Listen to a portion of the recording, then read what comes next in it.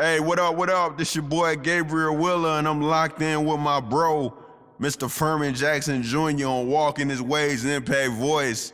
Loved your show, bro. Keep it going.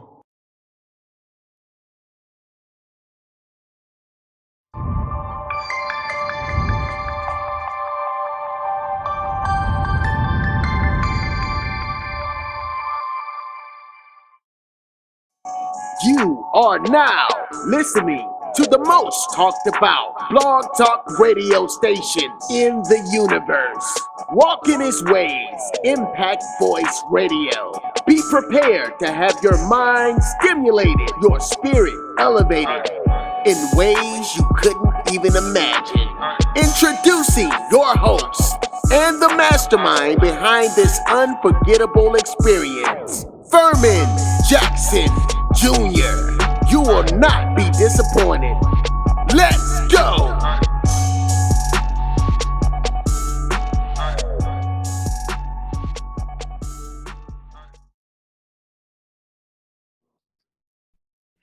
Today is Tuesday, April the 12th, 2022. We are live once again here on Walking This Ways Impact Voice Podcast right here in Dallas, Texas. I'm your host, Ferman Jackson Jr., along with Anna C. from Mobile, Alabama, Kenny Primetime Williams from Ocean Spring, Mississippi, and of course, Coach Shae from right here in the city of Dallas, Texas. Tonight, our guest is from my home city of Mobile, Alabama. He's from Roger Williams Projects in Mobile, Alabama. Some call this man the GOAT. Some call this man a legend. To some, icon. This man is a pioneer in Southern hip-hop. He's a recording artist. C-Nile, the Frozen Child. C-Nile has a new album coming out, which is titled Back in the Lab, which comes out May 7, 2022. He is nominated for an award in 3 categories with the Alabama Music Award. He's going to talk more about that. Some questions, some Q&A with us. C-Nile, welcome to Walking This Ways Impact Voice Podcast. What's up with you, man? Welcome. What's it? How y'all doing? We're doing good. We appreciate you taking time to be the skip. But we get off into the Q&A. We got some sports news coming up with Kenny. We got some entertainment news coming up with Coach Shae. Before we get started with the Q&A, what you see now.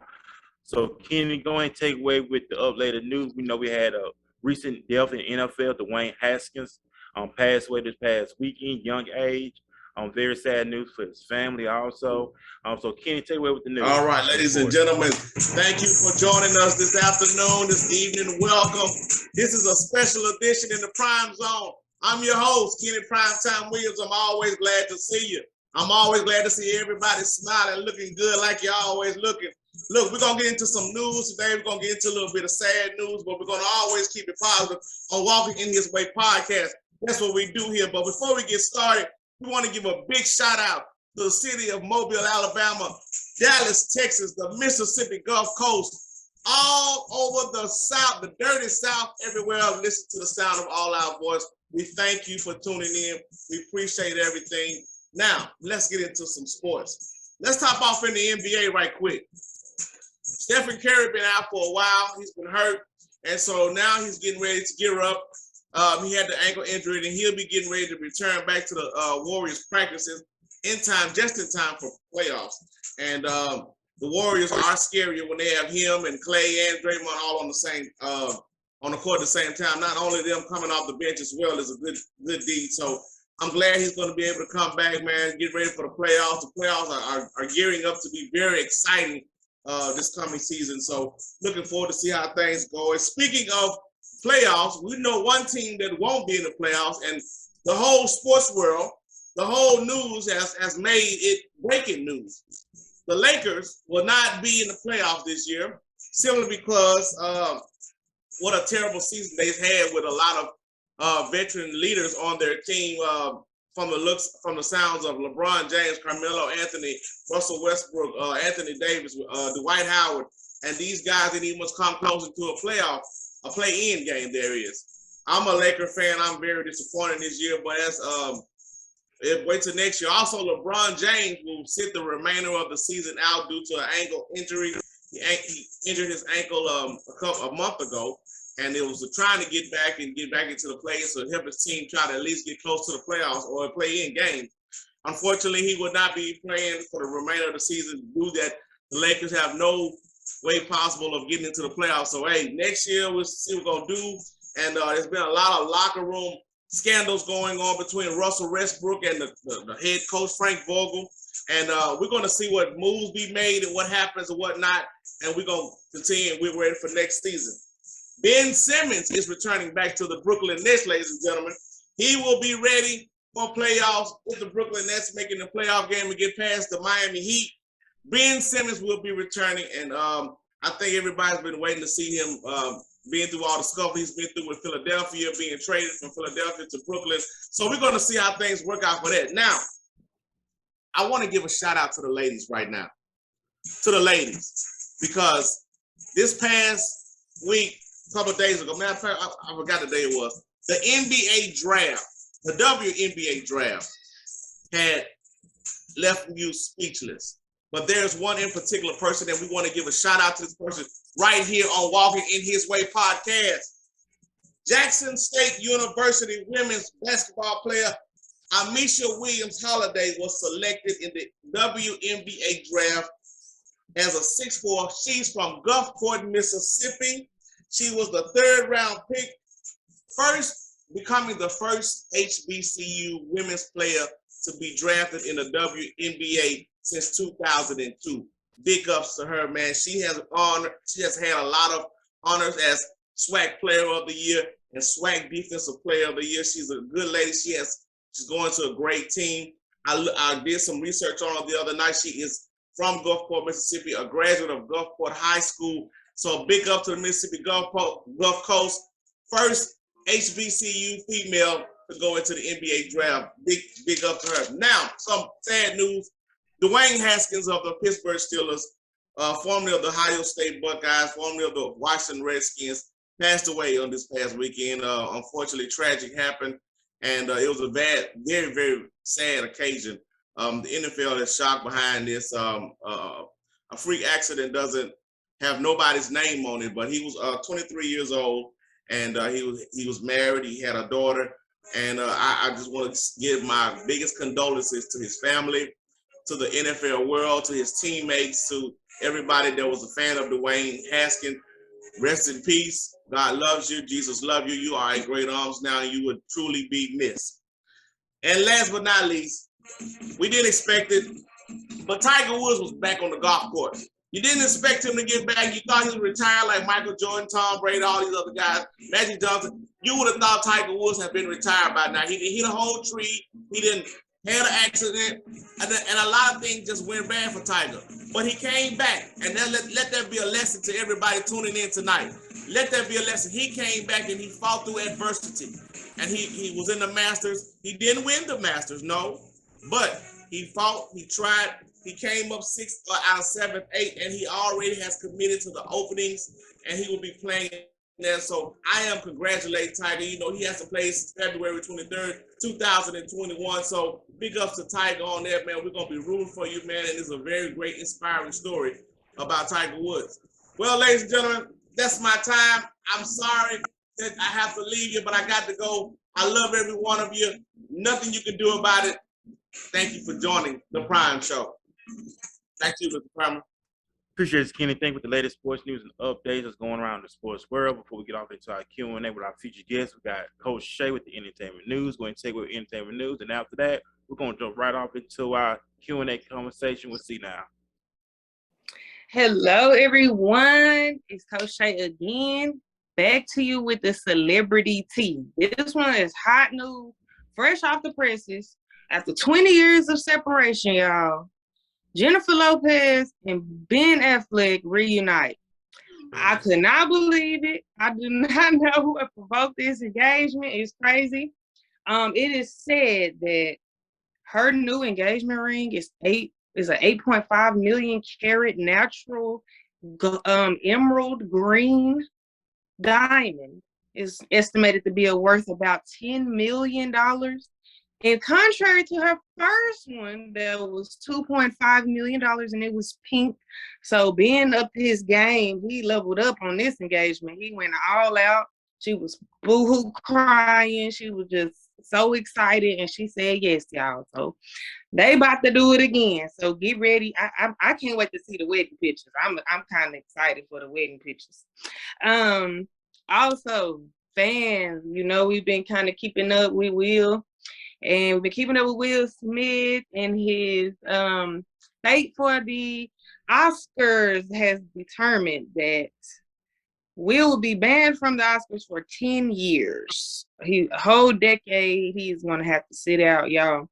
A lot of the fans is saying that they are being too hard on Will. Do y'all think they being too hard on Will? Now, mind you, when Chris Brown assaulted Rihanna, he was sentenced to five years of probation, and he had to do 180 days of community service. So do you feel like his punishment was kind of light for a domestic violence case, and they kind of shunning Will, or is it that when it comes to the acting industry and the music industry, they just held to different standards? Y'all, if y'all on YouTube, I really want y'all to comment, tell me what y'all think. Y'all think that the music industry and the acting industry is just held to different standards, so that's why the punishments are different? Because we all know that Chris Brown has a very long list of assault cases, and he hasn't been banned, blocked, his show still goes on, everything. So what y'all think about that? I'd love to hear y'all comment. So now Will has joined the list along with a few other people that are banned from the Oscars. Harvey Weinstein, Bill Cosby was actually banned from the Oscars, Roman Polanski and Adam Kimmel, and Carmen Cardidi, which he's like the Godfather. He played like on the Godfather too, y'all. And most of these cases were assault, some type of assault, and more along the lines of sexual assault. It shocked me when I found out that Bill Cosby actually was on this list of being banned from the Oscars. It was like crazy. So y'all definitely tell me what y'all think about that as well. And that's all I have for you guys today for our celebrity team. Thank you, Shae, with the entertainment news and stuff. And I guess you look at it with the whole Chris Brown, Rihanna, that was a male, female. Chris Rock, Will Smith, two males. You know, the things of that. But Will had lost a lot of things behind that. Bad Boys 4 been put on hold. A lot of movies, a lot of deals been put on hold about the incident he made with Chris Rock. So, I mean, stuff happens, hey, but you gotta bet that bird, you know what I'm saying? Choice that we made is what happens. So be careful out there when you're making these decisions. Maintain self-control. And it's the way Will could have handled that situation. Of course, he could have pulled Chris Rock to the side, talked to him as a man, and addressed it. But just go up there, do what he did. Because a lot of folks I thought it was staged the way he did it. But then when he ran it off like that, like, that's a really big thing. But most importantly, that's a lot of stuff that's being built up inside Will, too. A man has a breaking point. You know what I'm saying? He being talked about It's in the just media. sad that he, it's sad that he was triggered in that moment, in that atmosphere, like when you reach the highest pinnacle of your life, like you reach one of the highest pinnacles of your life, like it's nowhere. I was literally talking about this yesterday, like it's nowhere this man haven't been. Like you done been everywhere, you done been nominated for every movie that you've always been nominated for a movie that you done played, but to actually win and hit the highest pinnacle, and then it's like sports. It's like, bro, you get the ball and you just fumble right now. Like you get to the biggest game and you decide to show your unwavering, dying love for Jada. But yes, so happy to have you as a guest here today. Oh yeah, but also we know further knowing that. Well, of course, we got our featured guest this evening. Of course, he's from from me and Anna's hometown, of course, of Mobile, Alabama. He's been in the rap game for years, for generations, and he's still going strong. And you made your first album came out in 2001, correct? C-Nile? Yeah. Okay, then that was a bang around Alabama, not just Alabama, but with Mississippi, all in the South region, of course, because your name was going viral, even before viral ever exists back then. Yeah, man.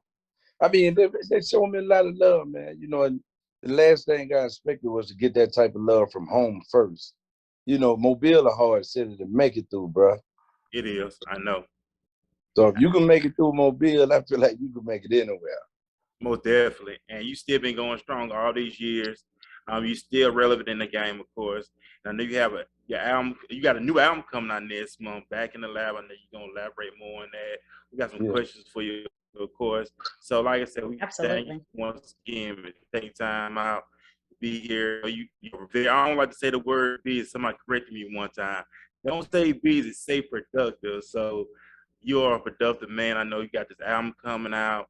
You recently got married too, also, correct? Yeah. Congratulations. Yeah, appreciate it, man. Appreciate it. So you got a lot going on. So go ahead, introduce yourself to the audience. C-Nile, for those who get to know you for the first time, with those who already know you. All right. Yeah, what's happening? My name's C-Nile. I'm from Mobile. Been in the music game since, man, it's been, I don't even remember what year that was. I think it was 95. No, 97. Yeah, 97. So that started out, I started out with a company that was based out of Mobile in Houston. It was Straight Profit Records. And I started out on the same label with a guy named Youngster up in Houston, which is one of the Screwed Up Click members. And everything kind of took off fast. I mean, like about a year and a half after I was with them, we signed with Sony. He got a record deal. You know, he had the song "Wanna Be a Baller" with Lil Troy and stuff. I mean, it just picked up.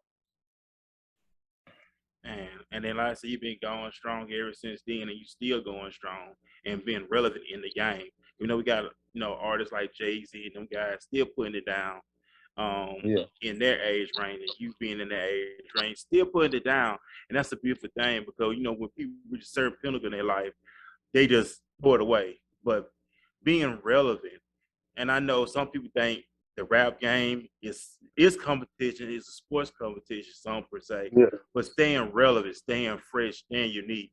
And by you being in the game for so long, how do you keep your style relevant with this millennial generation?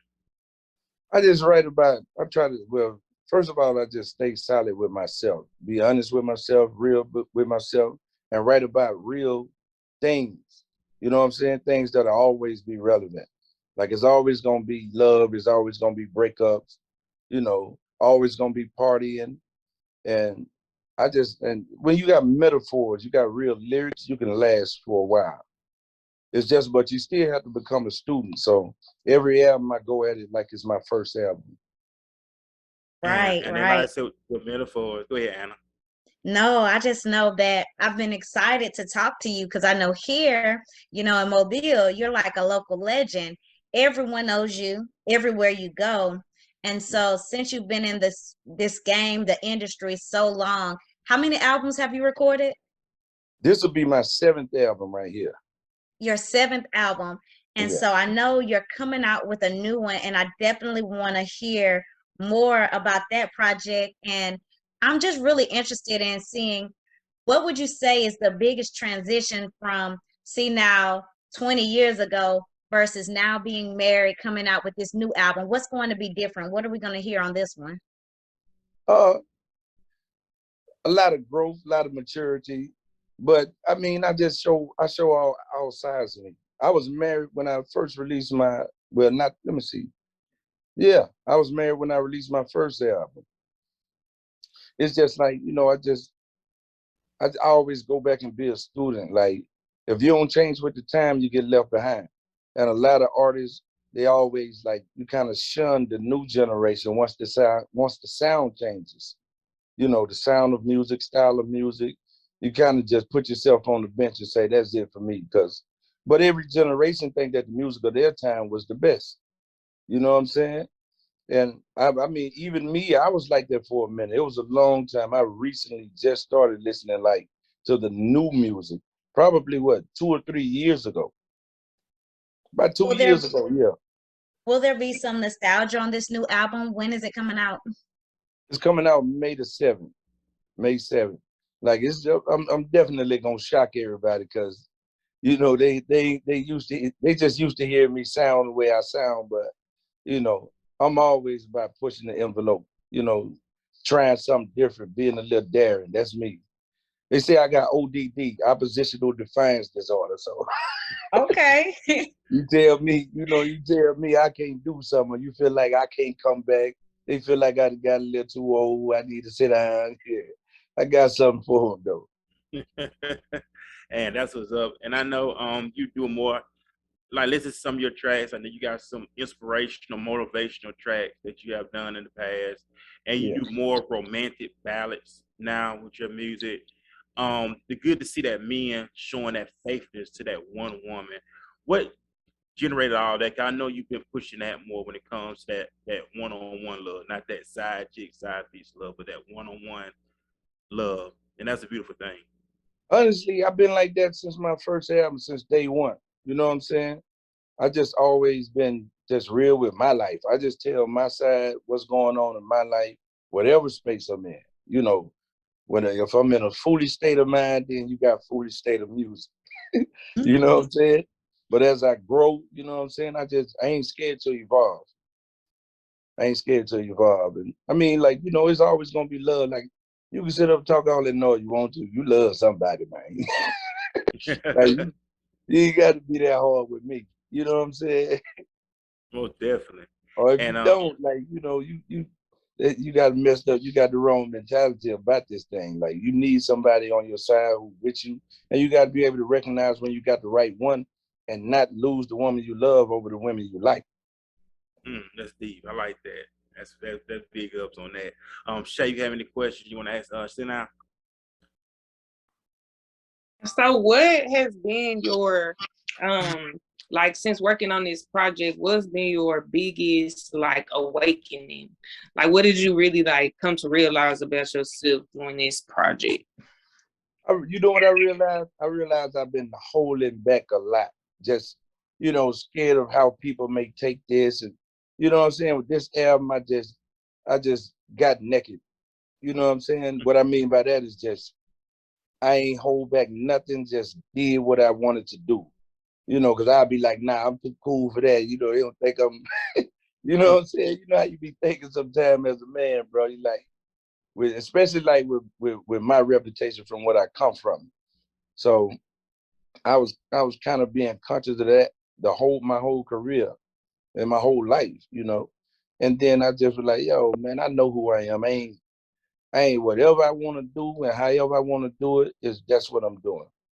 Right. So I did it like probably 95%, but it was that small little 5% that kept me from, you know, trying new styles and trying new things and just opening up. Like I was 100% anti doing anything had to do with auto tune. And then I was like, yo, man, let me just go and try it. And I did it, and it worked, bro. So that kind of just built me up. Like, yo, you know what I'm saying? Let me test around a little bit more and see what else I'm cheating myself out of. That's wonderful. I'm glad you Yeah. tried something new and stepped Yeah. outside of your comfort zone and got more creative. What really inspires your music? Like what gets those creative juices flowing? Just the beat alone. Once I cut on the track, like my mind just take off. It just take off, and I just say whatever I'm feeling, whatever emotion it invoke, I just go with it. You know what I'm saying? So Right. because every beat automatically makes you feel a certain way, make you feel happy, sad, or something. So it's all in the music. Only thing I do is just listen to what the music tell me to do. Right, That's right. deep. I And And like then, I that. you know, so I don't be if I get a song that's about love, then I ain't scared to go down in there and speak about real true emotion. You know, a lot of guys try to be too cool, you know. He's scared to say I love you, baby. There's if you like, you know, I care about you. You know what I'm saying? Always trying to yeah. be cool, man. So I don't have that type of problem when it comes to expressing myself. And I know you have I know you have a testimony all by itself. I know you grew up in one of the most violent places in Mobile, and that's Yeah, Rockville Projects. You know, you did the street, the drugs, that story of redemption. yeah, How was it in that background? I know the background, but I know you also had good times in the project as well. But yeah. from that point to now, how would you say how everything would have went down? How would I say what now? How everything would have went down from Roger Williams to just being a pioneer in hip hop. It was all of it was a crazy transition because it ain't no instruction book on how to transition from being one way to being another way. Only, growth and time and maturity help you get to that. You know what I'm saying? So, I mean, as a youngster, you seeing people getting shot, you seeing brains on the ground all the time out there. And, you become numb to it to where it's just like, yo, somebody got killed and you have no emotion about it. I think that's when I was in my darkest place, because if you don't care about other lives, you don't care about your own either, which I didn't. And that's the way I live. Like, if you don't care about life, your actions gonna reflect that for sure. Because I was doing everything that'll get me killed. You know what I'm saying? And But I most didn't care. I didn't care if I died at the time. It was just I'm doing what I want to do, and that's that. Whatever come with it, come with it.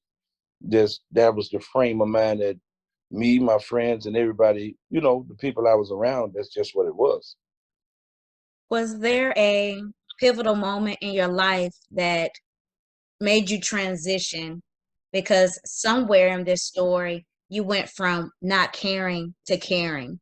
So what happened that made that shift? It was love.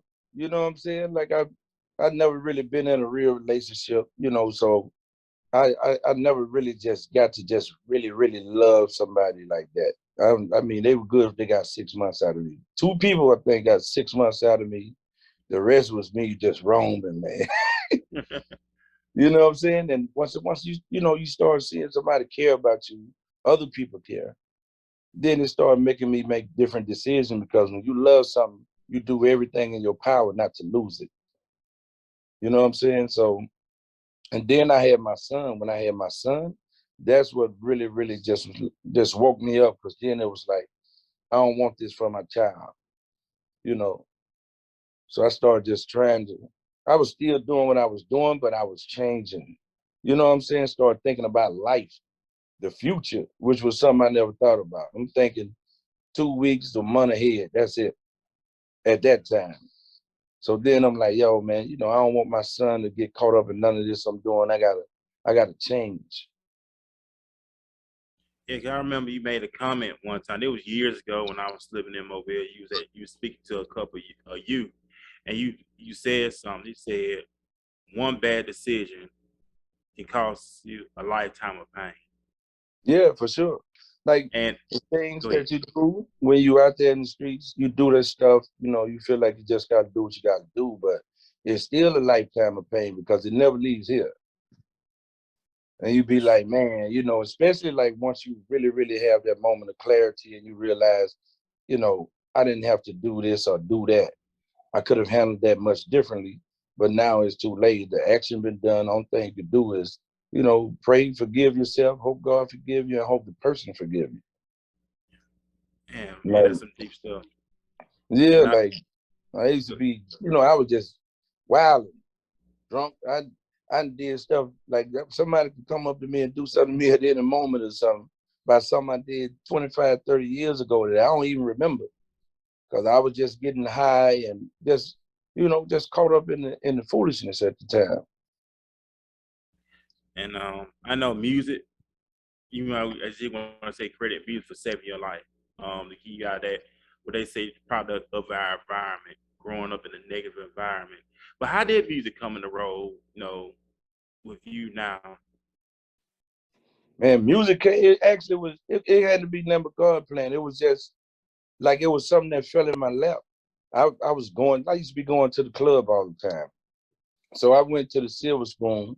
Ray used to be hosting the talent shows up there.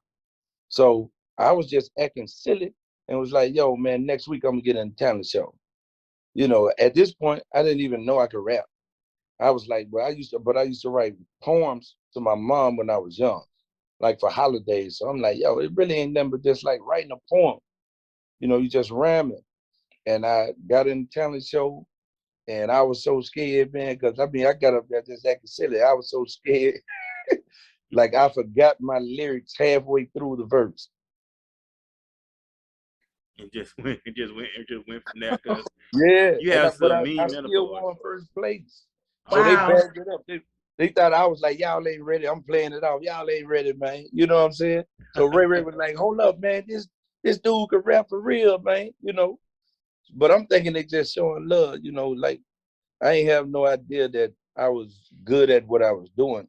It was just me just acting the fool, just something to laugh at. But I won like 5 weeks straight. And the next thing you know, my homeboy Drake, which is from my neighborhood, he was the one who owned Straight Profit Records, along with another guy in Houston named Den Den. And he was like, yo, I'm finna take you to Houston. We finna start our own record label. He was like, you got it, boy. You know what I'm saying? And when he started putting the money behind me, then I was like, you know, maybe I do have something because ain't nobody really finna be coughing up that bag if they don't see some potential. But that was the first time, like my first time, like rapping. I didn't even know how to formulate songs. I just rapped till I felt like I needed to stop. Mm. So it just, in other words, that was just your rod in your hand, like Moses. You know, Yeah, God told Moses, "What's in your hand? Use what's in your hand." And of course, that was your rod. You used that rod, and it opened part of the Red Sea for you. If you want to say it that way. yeah, man. Like, but it made sense when I look back now because I always been super crazy about music. I was always dissecting the songs and breaking down the metaphors to my friends and stuff. You know what I'm saying? Then I love spelling, and I was great with essays and stuff like that. So I mean, even now, my whole life, I always just go in the dictionary and learn new words, learn new definitions. I used to be in spelling bees and stuff like that. So all of it, like knowing all that stuff is what made me better at writing music. You see what I'm saying? And being good at writing essays made it where I could write songs like Shots Fired, you know, full stories. So Yeah, Right. That's right. because impressive. that wasn't Go even a ahead. real like Shots Fired, that wasn't a real situation. It was just something I created. Like I like rock. I like rock music, so that's why I made Tell Me Why. You know, I just do whatever I feel like I want to That was one of my favorites. I know do. we could sit here and name the songs all day because you've put out hit after hit. What if you could name some of your favorite collaborations? Like, what's one person you really enjoyed working with, producing music? And are we looking forward to any collaborations on this new album? You mean as far as beats go or feature? Hmm. Yeah, beats. Both, like Oh, production, and because a lot of times we don't talk about production wise working with people and features. yeah. So I would say both. Yeah, like production wise, like Shuby, Bullet Head, my cousin Bezel, um, who else? Beat 'em Easy, like these guys, everybody brought something different to the table. Perry Young from Pensacola. Um, I like working with a lot of different producers that so the album won't sound the same. You see what I'm saying? Because each one of these guys brings something different to the table, and I like to write about different stuff. So that's the way. I mean, that's the way I like working with the guys, the newer guys too. You know, I work with some new producers on this one. I got a guy named Evil G. Like he did some music on here on this album. Who else? Bullet Head on there. Me and Shuby got some. I'm still trying to see if I'm gonna use that one. Who else? Perion. I kind of stick with the same guys because they know my original sound. So I go to those guys to get that original sound and that like when I did the song Anything, you know, the old school feel. You know, the younger guys don't really know how to bring that feeling in most Mm. cases.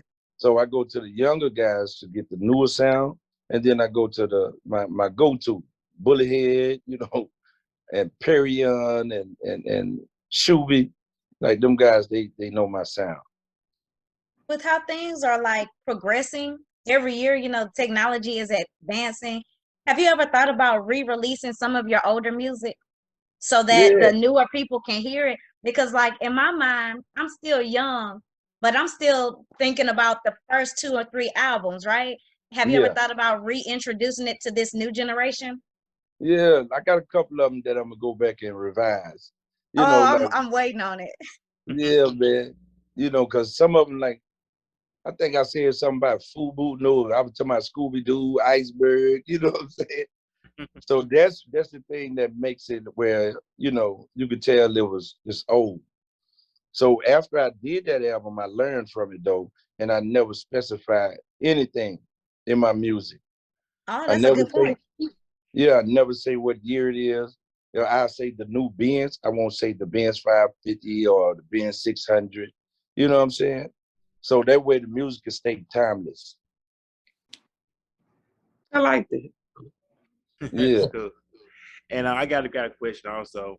My question is, well, where your career is heading, what is the vision for your career?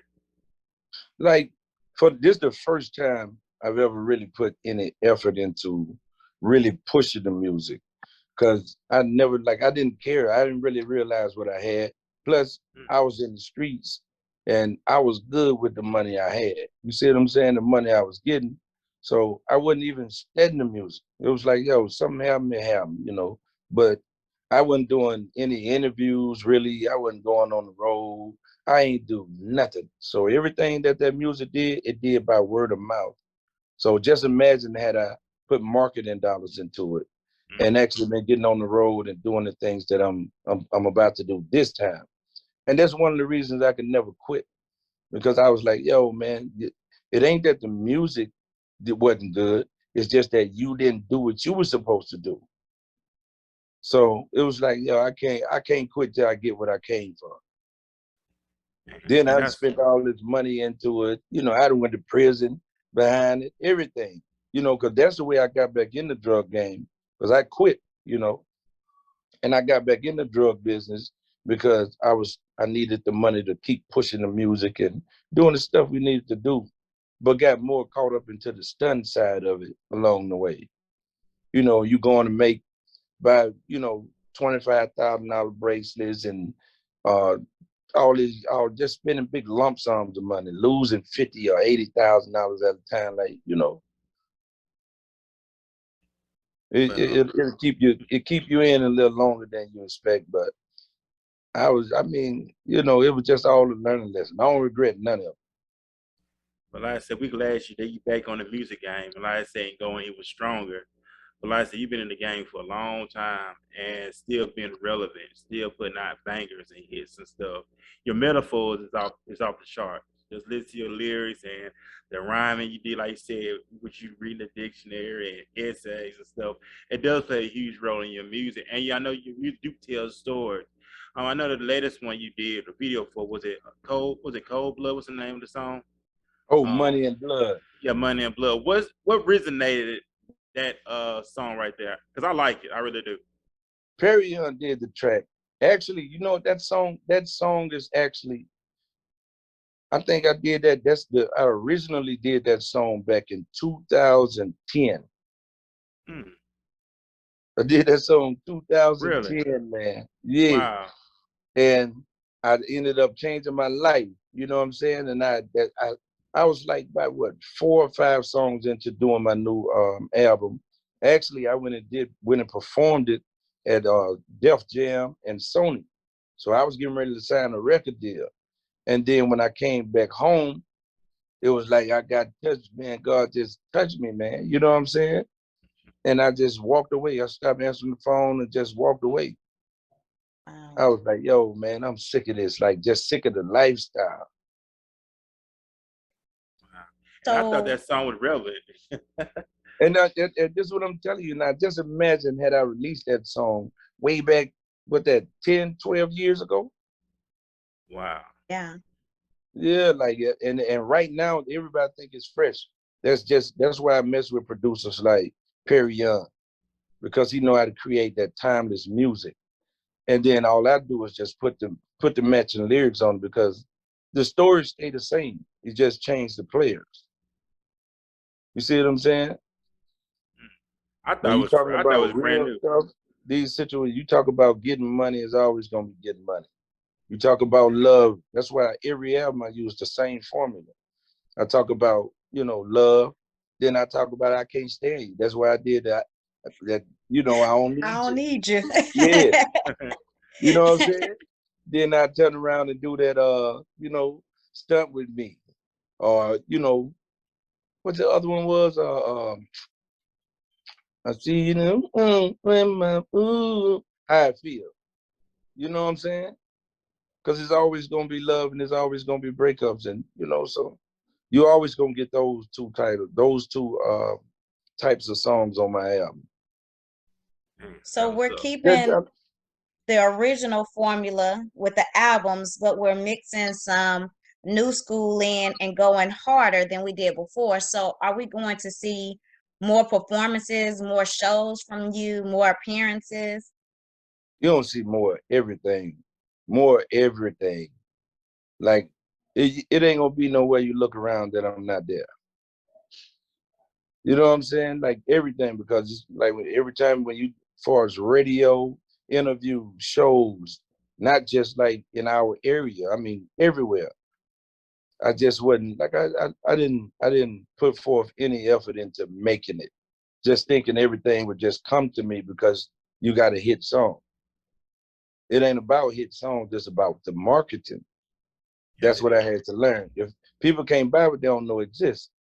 That's true. So if you're not marketing and you're not going out there chasing the money, then it's all about making those new connections with people in all these different markets, and then you can kind of just follow suit. But so I never did that. I'm excited about this album just because I did something new, which I always did. Every album I did something new. I always that's the only, like when it, just like with the before T-Pain, I did the Don't Sweat Me Down. You see what I'm saying? Mm-hmm. So I was doing that stuff then, like whatever I feel, that's what I do. I don't worry about what everybody else is doing. Now I still understand the music business and know that I need a certain sound to create hits, for the clubs and stuff.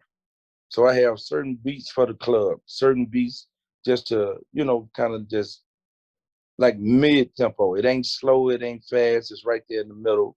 Then I have my slowed up songs where I can either talk about love or talk about some real stuff.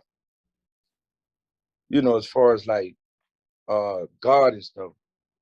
Every album I ever put out was about, I made sure I did a song that was, to God. Because no matter what we do, that's a part of our lives. I just write about every part of me. You got a violent side. You got a happy-go-lucky side. You got loving side. So I just write about all the party side. I cover all the bases. Just write about every emotion that I go through. And we like hearing those stories. We like being able to relate. And I know here on Impact, we like talking to people, like yourself, who's overcome adversity. You've been through a lot, you've learned a lot. If you could give maybe one message to the audience about overcoming or, sticking to your dreams and reaching them, what advice would you give a younger version of yourself, or to the people who are watching today? What advice would you give them?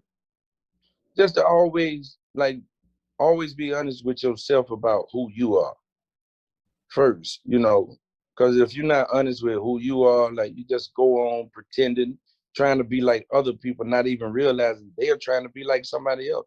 So no, everybody running around pretending like, trying to be like somebody else, not knowing they're not even being themselves. So I always just first make sure that I'm gonna be honest with me about who I am and where I am at that point in life. And I wouldn't write in every aspect, but I was just honest with who I was. Hey, I sell drugs, this is what I do. I ain't hiding nothing.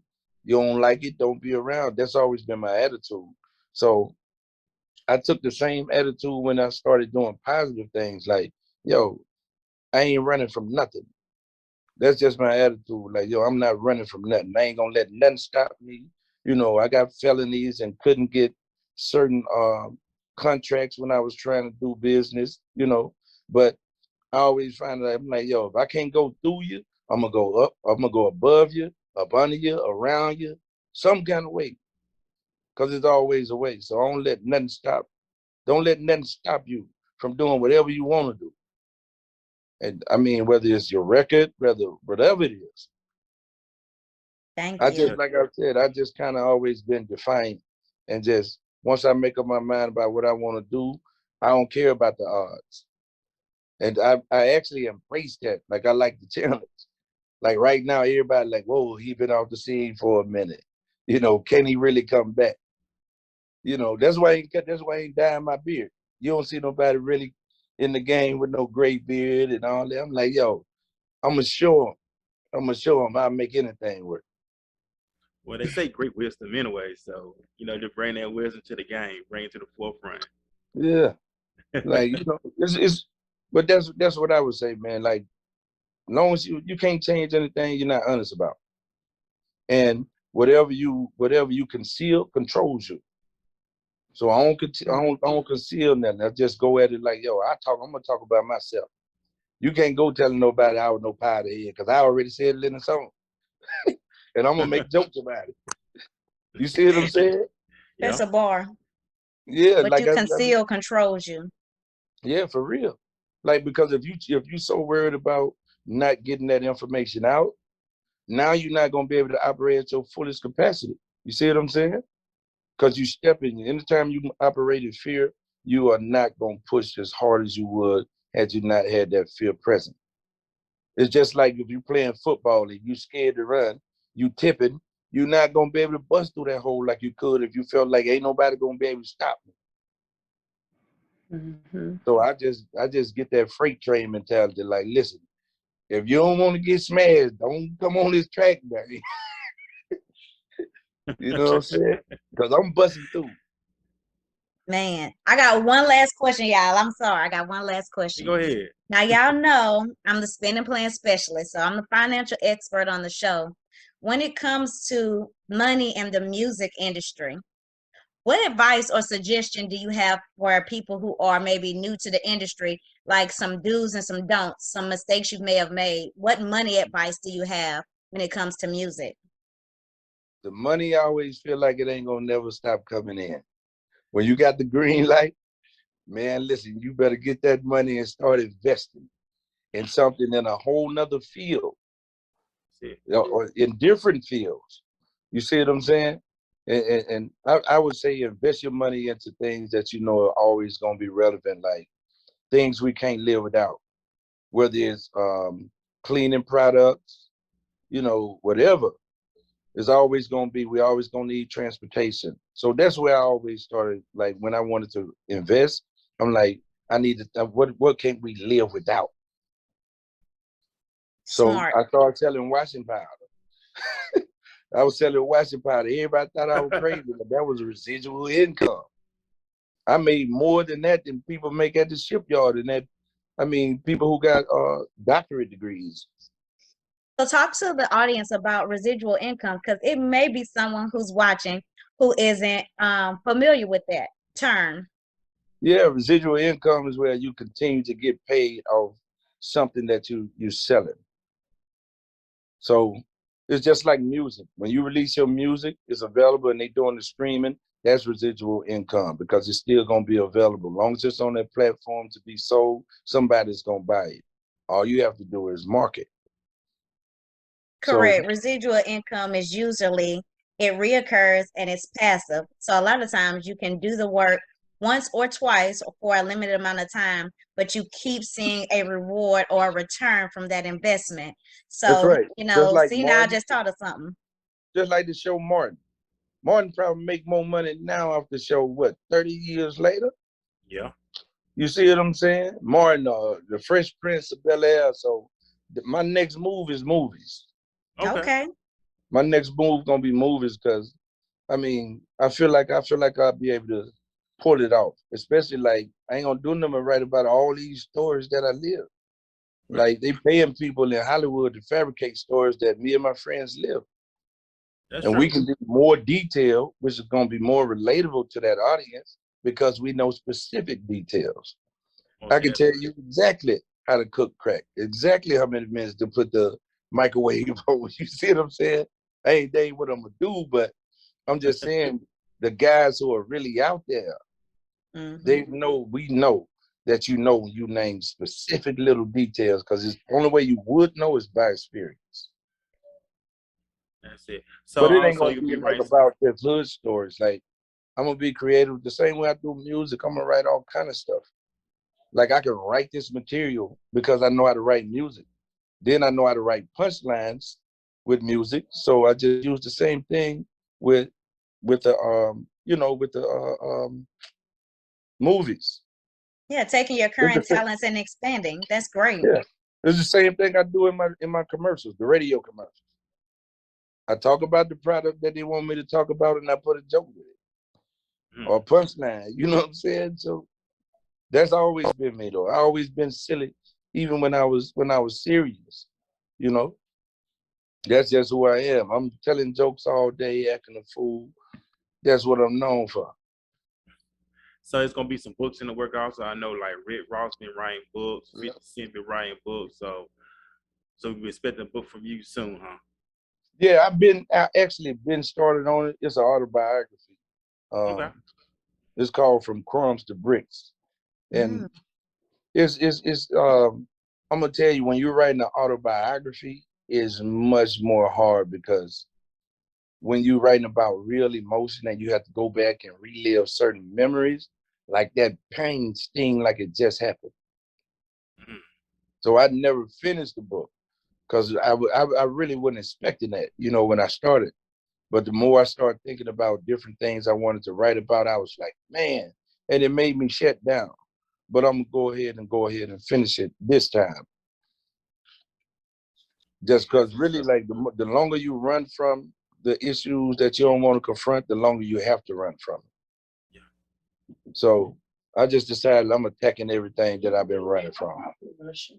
And I'm glad you brought that up too. See, now I know TDJ said that some years ago that you have to confront something like that. Have to confront what you feel. In order to overcome, you have to confront it. You know, a lot of Yeah, times you cut that grass and think it's gonna be all right, and it grows right back up to that yeah, same. it was like everything. Like, that's the moment of clarity I had while I was in prison. It's like, yo, man, I've been running from, re-educating myself, running from, like, everybody got insecurities and all these different things that we continue to run from and try to cover up. And I just said, man, I'm finna just attack everything. I'm finna figure out how to overcome everything. And I did. And once I learned the formula, then I was able to constantly change things that I never could change in my whole life. Like, I've always been violent. And the only way I was able to do it, like, one day I just heard God say, do the opposite of what you've been doing. You know what I'm saying? The answer was so Yeah. simple, it didn't even seem like an answer, but it resonated with me. And I just started changing things. I started looking at the cycles I was caught up in. Like, why are you drinking? But in order to do that, you have to really be honest with yourself. Sure. Like, okay, I'm drinking because, for one, I'm too insecure. I was an introvert. I didn't know how. I couldn't open my mouth and express. I couldn't tell you I love you unless I was drunk or high. But then I realized it don't even count then. Nobody really receives it the right way if you drunk, or you can only say it when you're drunk or when you're high. You see what I'm saying? And I started, like, that's what made me started getting high or continuing to get high, because I was opening up, saying stuff that I've been holding in my whole life. And then I started, while I was in prison. Well, no, before I went to prison, because I got off drugs back in '97. And one day I just sat up and thought about it. It was like, alcohol ain't never pulled no words out your mouth, or cocaine ain't never slapped nobody for you. It was you did it. You just felt like you needed that booster. And once I realized that I didn't need any boosters, I just shut everything down. And just like, yo, I'm finna face this thing head on. I'm gonna express my feelings, with a sober mind. When you And once I sit, started doing it, it built up the confidence, because now I'm standing up in the club drinking water while everybody else is getting drunk.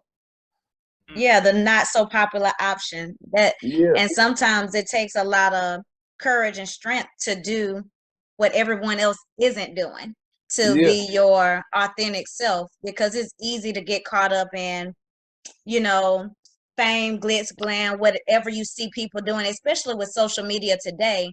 You yeah, know, people are really attached to trends yeah, and what's popular. So it really means more when you can be true to yourself, your core values, and what you believe and stand for. You know, that just means a lot. yeah. When you think about your legacy, when you think about how you want to be remembered, you know, as an impactful person, how do you envision yourself, your legacy? How do you want us to remember you? Just being just somebody who's been through and somebody who's just always open and willing to change. You know what I'm saying? Always willing to help as much as possible, to pass the information back along to others who are afraid to say what I'm saying. There's so many people scared to say I'm insecure. I ain't scared to say it because I know we all have a hint of insecurity in ourselves. You see what I'm saying? So it gives me it just gives me the motivation, like, yo, since you scared to say it, I'm gonna say it for us. It's just like being the first person to clap when you're in church. Now the word will touch you and you'll sit there and you won't clap. And then when you see everybody else start clapping, then you join in on the clap. That's why you'll hear the clap get bigger and bigger and bigger. Then you see one person stand up. Then you see another. And before you know it, the whole church standing up. But everybody was feeling it already. You see what I'm saying? So it's like, True. I ain't scared. That's why I said it on the song. On the song, what was the name of it? Where I said, I ain't afraid to sit in church and clap my hands no more. And that's the bar that everybody always stop and say something to me about. Somebody just recently did it about 3 days ago. Wow.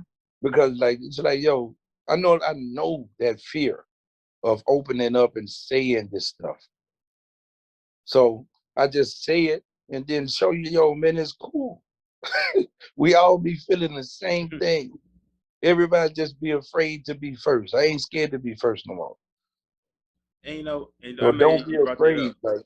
Like I you know what I realized in my twisted brain, my fears always made me courageous. Because instead of running away, it made me run to. You know what I'm saying? So everything that I be afraid of, I attack it. It's like when you bag a cat up in the corner. You know, you scared him, but when he come out, it's on. You see what I'm saying? So that's my mentality. Like, and I'm just starting to realize that. So to other people, I seem courageous, but they don't even know it was all driven by fear. To where I was like, yo, I hate that feeling of fear. I hate being scared.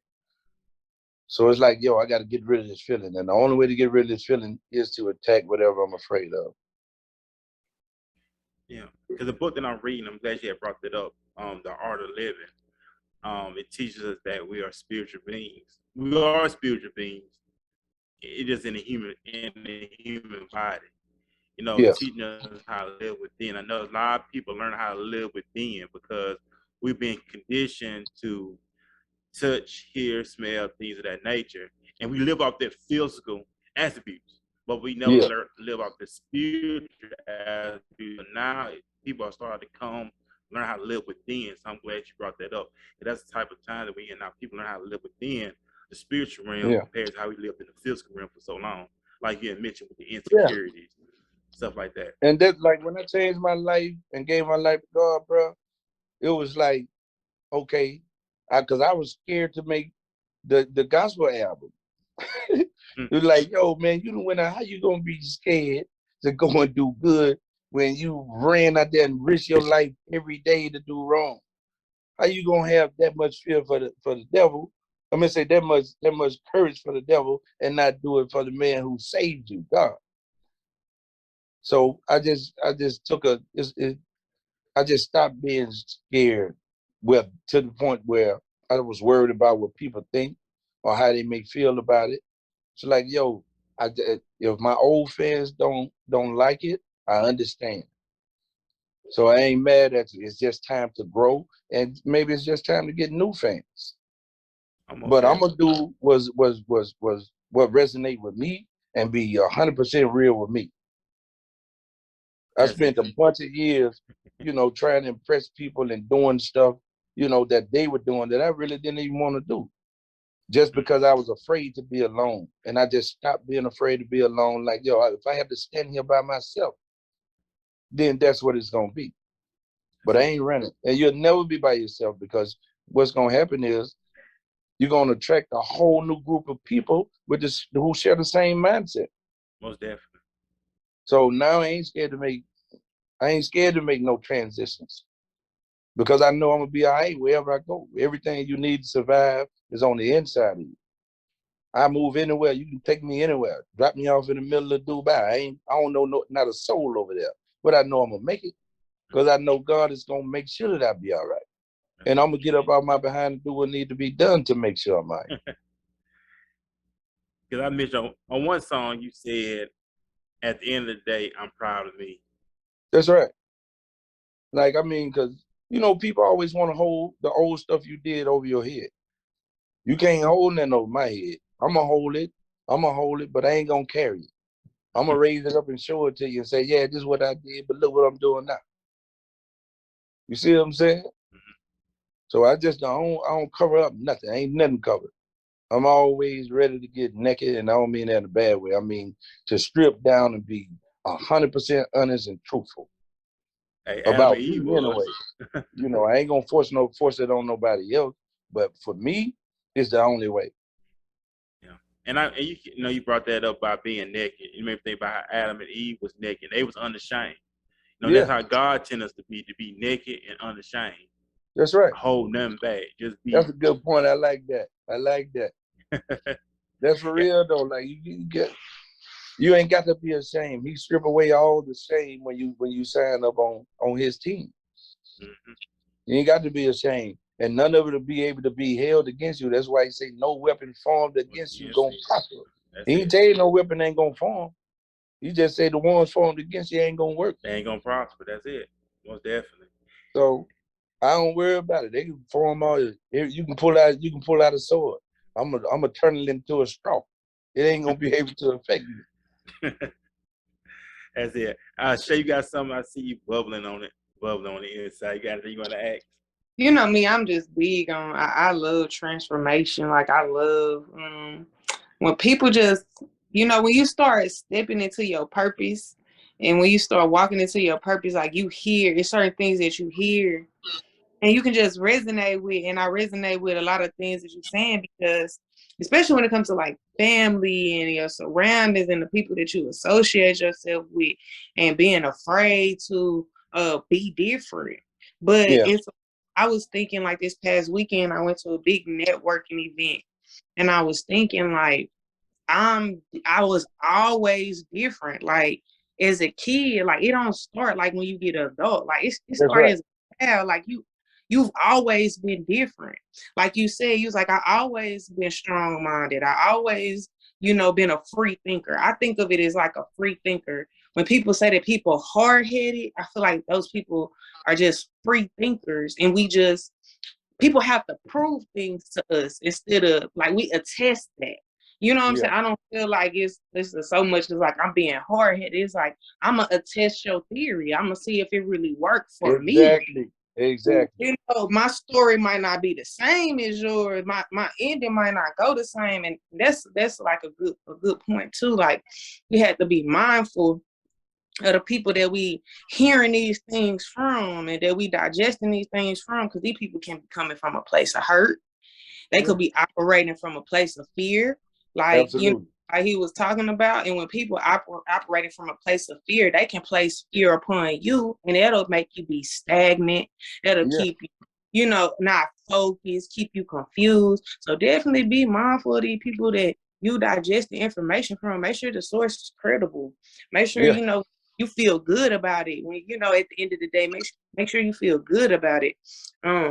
And I'm just loving that, you evolve, and that you let God do his thing in your life, because a lot of us, we tend to interrupt the flow when it's when it's time for us to go a certain direction. We interrupt the flow, or we resist change because it's Yeah, just not human nature to just resist change.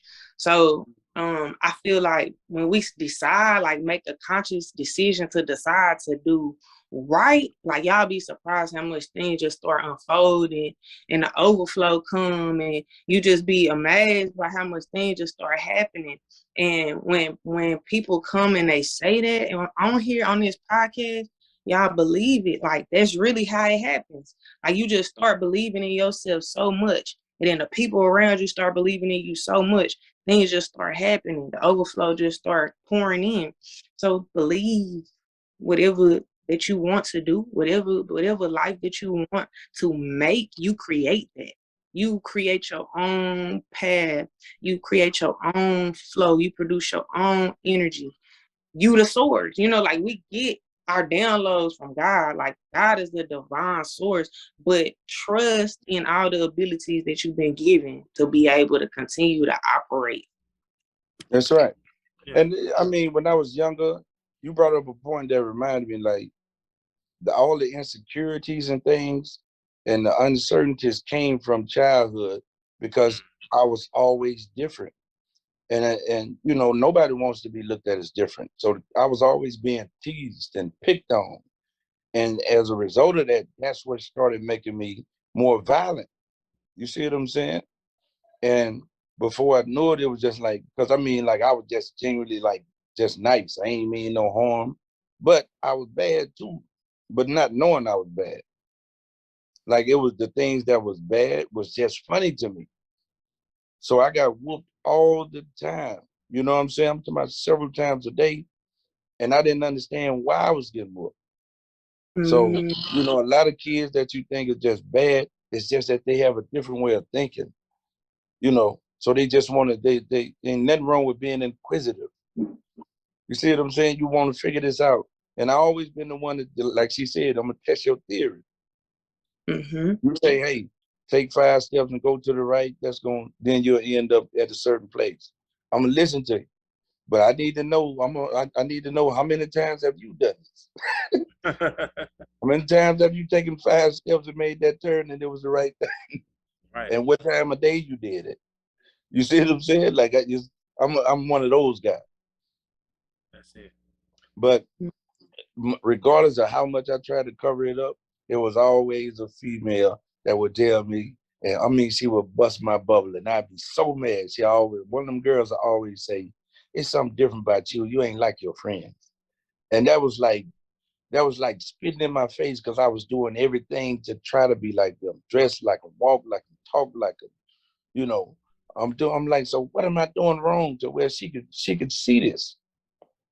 But it came from the conversation, the type of conversations that we had. When I open up, it'd be like, yo, you're not the person I thought you were. It's more to you. I thought you were just a regular street dude. You know what I'm saying? Mm-hmm. That's So exactly how I think. I think a lot of us be scared to like pull back those layers, right? And like yeah, you said, going first is like the scariest thing ever. Like knowing that you gotta go first. Like every time that I imagine going first, like especially like when it comes to breaking generational curses, it's like I yeah, have vision in my mind that I'm the first one walking through the forest, like just holding a candle, like just trying to, just trying to light the way. But I'm scared, but yeah, I'm going first. You know what I'm saying? Like, and that's just how I picture it. It's just like we make this decision to go first, and people don't know how scary it is to be first. Like you said, nobody want to get called on first. Nobody want to go first in line. Nobody want to be the first to read. Nobody, it yeah. was just that I would think about in school that I would hate to be first. Don't call on me first to be reading until it came to a point where I gained my confidence, and I'm like, I'll go first. Exactly. Once you get that certain level of confidence, not see, that's where I am at this stage. I was always hiding in the back. On the bus ride, I'm all the way to the back. In church, I'm all the way to the back. And then when I realized I spent my whole life just ducking, hiding in the back, that's when I said, I'm gonna go sit in the front of the church. I'm gonna get there early, I'm gonna go sit at the front. You know, they ask a question, I'm gonna raise my hand and say, yeah, I answer that. You see what I'm saying? And just Right. start doing the opposite of what I've been doing. And just start Right. doing the opposite of what I've been doing. And I ain't lying, things started changing. Like doors in your mind, doors in the real, in the physical realm as well, start to open up. But as long as you keep that closed, that because you see yourself way up the road, but you can't get up the road without taking the steps to get there. You're not gonna magically close your eyes and you just end up over there. Even if a tornado had to come grab you and throw you over there. You know what I'm saying? So when you don't move, God send that country. God know how to send that tornado to come throw you a little behind, right on where you need to be at. Yeah. And you'll thank him for it later. Now you Most be definitely. scared right in the midst of it, getting thrown over in there, you thinking it's over with. But once you see you're all right, you just got a few little scratches. Sometimes it take that. So I embrace all of it. I embrace all challenges, regardless of what it is or what area of my life. Because I know I lived through too many of them and seeing where every time it worked out in my benefit, it worked out to my benefit. So If you look just at like it, they say, if you ain't scared, you ain't dreaming big enough. and That then So just part. add on that too, just look at everything, biblically wise, everything was about getting out your comfort zone anyway. You know what I'm absolutely. saying? I mean, you look, God told Abraham, leave everything, leave your kindred, your family, and go to the land I will show you. You had to get out of his comfort zone. When That's right. Christ called disciples, they had to leave everything and follow him. That's getting out your comfort zone. So everything in life deal with us getting out of our comfort zone. Now it's up to us to move or not. We're gonna miss our opportunity, but in order to Yeah. see the manifestation and harvest, you gotta get out the comfort zone. It's because and that stage is imperative when it comes to faith increase. Because your faith can only be increased through experience. We Oh yeah, all got a mustard seed of faith, right. but he got to put you in some predicaments to where you can, like, that's how he get all the glory. You know what I'm saying? You're like, Yeah. man, there wasn't nobody but God. Put you in those situations, and it always work out. Like the only way that faith is gonna grow is through experience. The more you go through, the more you'll be able to trust him. That's just like if you call me 400,000 times to borrow some money, and all 400,000 times I was there. Your faith in me gonna be, it's gonna be through the roof. You like, I know I can count on him. But when it come to God, we forget that. You know, like how many situations you done been in, he done pulled you through that you thought there was no way possible this is gonna happen. You've been losing sleep and everything. My rent due Friday, I ain't got enough money. I'm finna get kicked out. Then Friday come and the money there. So Yep, now you just lost sleep for nothing about something exactly. that was already taken care of. You just going ahead of yourself. You can't Mm. skip the days. You can't skip the process. Take You no gotta thought for trust the tomorrow. process. You can't skip it. That's it. Take no thought for tomorrow. For tomorrow, take care of itself. Yeah. That was it right That's there. what lead us to making bad decisions, you know, because we become impatient and start thinking, I got to do something now. You Mm. ain't even wait till the clock struck 12 to see what was gonna happen. Mm-hmm. That's powerful right I there. know That's for right. me, and I was I know that for a fact because I was the guy that always did it. Like, no, I ain't waiting till no last. We get a couple days close, I'm jumping. You end up going to pawn your jewelry or something. You ain't even have to pawn it because the day you needed it, it came along. The blessing came along. Now you got to try to figure out how you gonna get your jewelry at the pawn shop Mm. for being moving too hastily. You know what That's I'm it. saying? Yeah. That's it. And now that's always been highlighted in my Bible, and I go over it every moment I get when he says don't take no thought for our life. What we're gonna eat, what we're gonna drink, what we're gonna wear. He already know we need all those things, but he told us seek him first and his righteousness, everything else gonna be added. So the things gonna be added. Like you said, we have to trust him and don't go before him or worry about it's coming up Friday, so I gotta do what I gotta do. And then before we know it, we You mess up. did something, you put yourself in a bad situation. Right. Trust me, this head right here done took a whole bunch of bruises to get this out.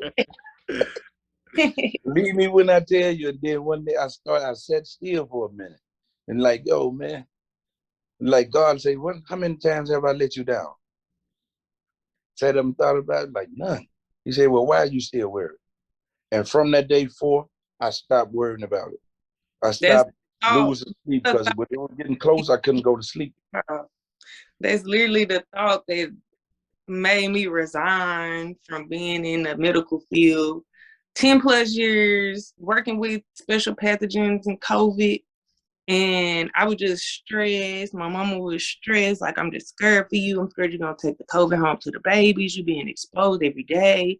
Because I was working with patients that was positive, patients that would sometimes not be even symptomatic. They might just have so much as just a headache. And I'm around these people every day. So it just became really stressful. And that same question like came to me, and I'm like, when have it ever been a time where God haven't met a need that I needed or haven't supplied something that I needed? And I was like, I couldn't think. I literally could not think of one time.